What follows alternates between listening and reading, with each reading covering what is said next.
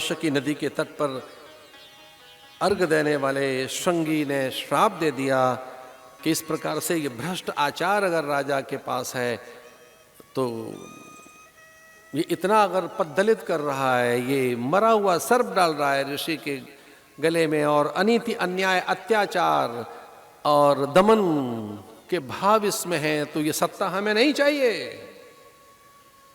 ये भ्रष्ट सत्ता हमको नहीं चाहिए, अनीति अन्याय दमन अत्याचार शोषण हमको नहीं चाहिए।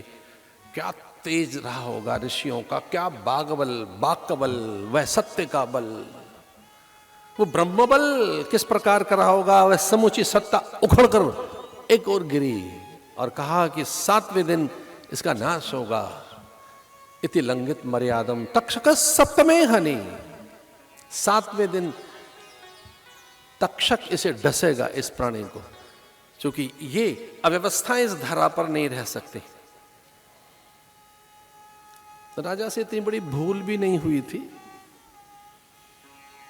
लेकिन वो कलयुग का आगमन और उसका उद्धार।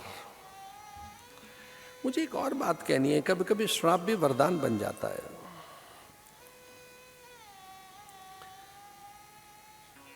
साधु को बड़ा कष्ट हुआ कि मैंने आदेश में और बहुत गहरे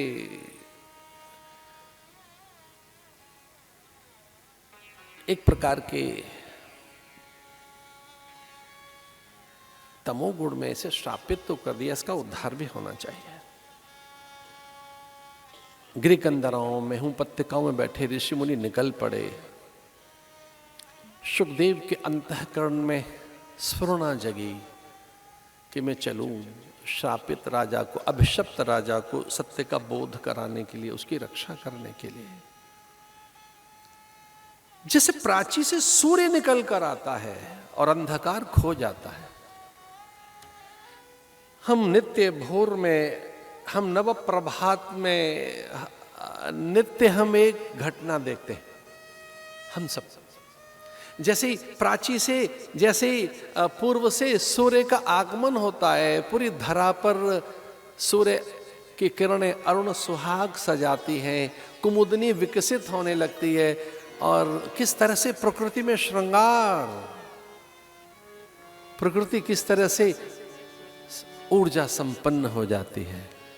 एक प्रकृति पे उत्सव, प्रकृति पर नव प्रभात काल में जीवन। अब कल्पना तो करो, सांझ के समय जीवन सरक गया, ठहर गया, ढल गया, निढाल हो गया, थक गया, अब तारे आ गए, अब रात आ गई कि आंख मूंद ली, आप गए निद्रा में। जीवन तो है पर सोया पड़ा है, जीवन तो है पर आंख बंद है, जीवन है तो चुप्पी है, पूरी धरती सो रही है। कुछ ही तो प्राणी जग रहे हैं रात में, पर पूरी धरती पर अब जीवन नहीं है। और अब अंधेरा है तो कल करेंगे, अब सांझ हो गई कल करेंगे, अब रात है अब होगा नहीं, अब अंधेरा हो चुका, अब कुछ नहीं दिख रहा है, अब कल होगा।